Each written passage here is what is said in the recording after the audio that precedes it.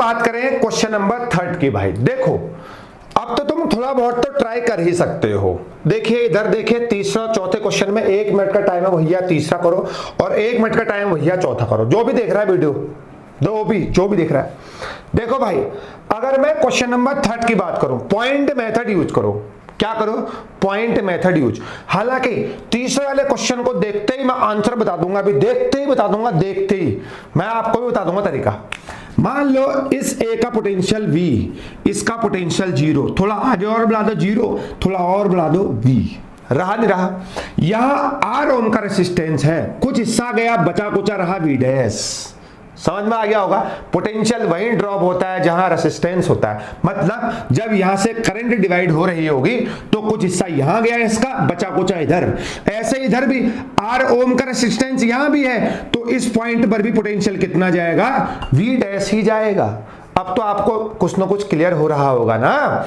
देखो इस पॉइंट का पोटेंशियल V डैश, इस पॉइंट का पोटेंशियल V डैश, बताओ क्या कोई पोटेंशियल डिफरेंस है? नहीं सर, कोई पोटेंशियल डिफरेंस नहीं है। इसका मतलब जो बीच में जो रखा है ना, इसमें कोई करंट फ्लो नहीं होगा, शॉर्ट सर्किट। अरे बात समझ में नहीं आ रही? अरे भैया बीच वाले वायर में कोई करंट नहीं जाएगा। क्यों सर? इसका पोटेंशियल V था, इसमें गया कुछ, इधर गया V dash.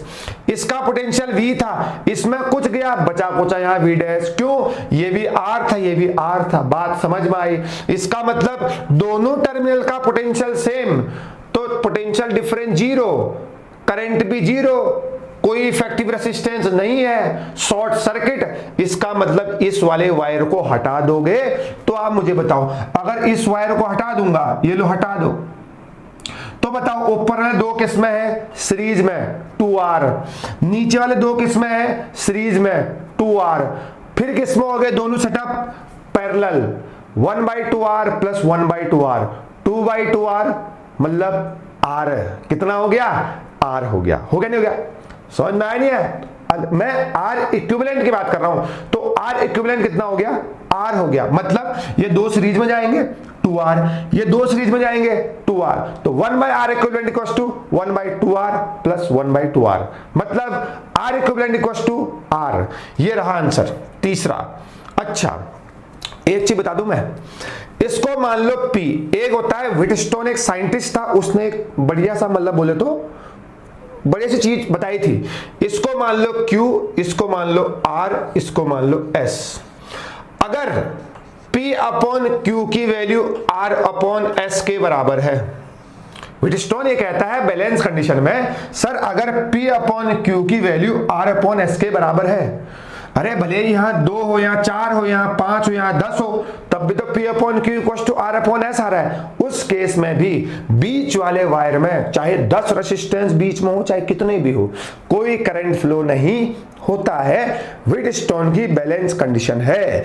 If P upon Q equals to R upon S, then there is no current in this wire. वैसे भी हम पहले ही प्रूफ कर चुके हैं, इन दोनों की सबकी वैल्यू बराबर है तो करंट ही नहीं जा रहा है उसमें। समझ में आया नहीं है? क्योंकि दोनों जगह पोटेंशियल बराबर आ रहा है। फिर भी अगर ऐसा नहीं है, ऐसा आया, तब भी जो है बीच वाले वायर में कोई करंट फ्लो नहीं हो रहा होगा। और इस केस में एक चीज और बता दें, P अपॉन Q की वैल्यू R अपॉन S के बराबर है, और इन सब की वैल्यू बराबर है। ये भी R, ये भी R, ये भी R, ये भी R।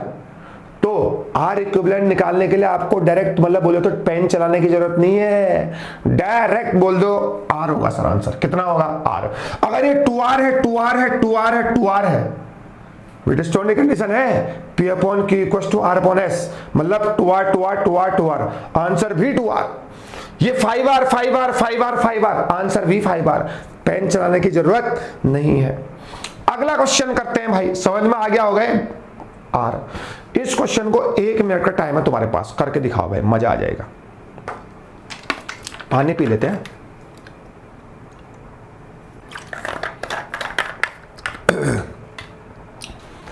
इस क्वेश्चन को कैसे करेंगे सर? पॉइंट मेथड से करेंगे। आपने तो बताया भी पॉइंट मेथड बहुत धाकड़ सा, ठीक हो गया सर।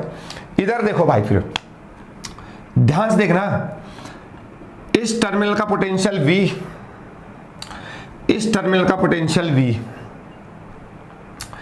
इस जगह का भी V हो गया क्योंकि बीच में कोई रेसिस्टेंस नहीं है या रेसिस्टर नहीं है। आगे भी पोटेंशियल गया, यहां भी कितना पहुंचा भैया जी, V ही पहुंचा। भैया यहां कोई रेसिस्टर नहीं है तो आगे भी बढ़ता जाएगा, कोई विरोध नहीं करने वाला है, तो यहां भी V पहुंचा। सर बगल में V भेज दो ना सर, क्या दिक्कत आ रही है? कुछ और भी बढ़ा सकते हो, लेकिन बीच में रेसिस्टर है तो वहां ड्रॉप देके आगे बढ़ना पड़ेगा। मुझे तो रास्ता खाली नजर आ रहा है, मैं तो वी लेके आगे चलूंगा। देखो यहां पे इधर का भी पोटेंशियल V होगा क्योंकि बीच में कोई रेसिस्टर नहीं है, विरोध करने वाला नहीं है।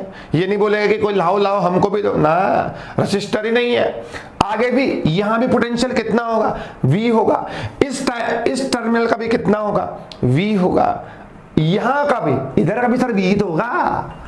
ऊपर भेजो भैया, ऊपर का भी कितना होगा, V।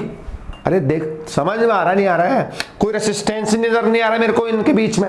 सर यहां भी कुछ नहीं है तो यहां भी V आएगा सर, और अगर यहां भी V है तो यहां भी V आएगा। क्या नजर आ रहा है सर, R नजर आ रहा है, आंसर R। कैसे? देखो इसका potential difference V minus V, zero sir. Short circuit, कोई इफेक्टिव रेसिस्टेंस नहीं है सर। इन दोनों का देखो, इसका पोटेंशियल V, इसका पोटेंशियल भी V, यहां पर भी कितना आ रहा है, V माइनस V। ये भी शॉर्ट सर्किट हो गया sir, no effective resistance. Sir यहां देखो सर, ये भी V रहा, ये भी V रहा सर, ये फिर किसी काम के नहीं है सर। ये भी V, ये भी V, नो पोटेंशियल डिफरेंस, तब भी करंट जीरो। भैया यहां तक पूरा लफड़ा गया, दिक्कत है सिर्फ और सिर्फ क्या बच गया, R बच गया ना। आंसर कितना जाएगा, R। समझे भैया? हाँ तुम्हें भी बात कर रहे हैं हम, जो तुम देख रहे हो। ऐसे सॉल्यूशन होते हैं, कॉम्बिनेशन ऑफ रेसिस्टेंस। मजा आ रहा होगा। पॉइंट मेथड से और सवाल करा रहा हूं, दो चार और कर रहा हूं तो मतलब क्लियर ही हो जाएगा, बात खत्म। देखिए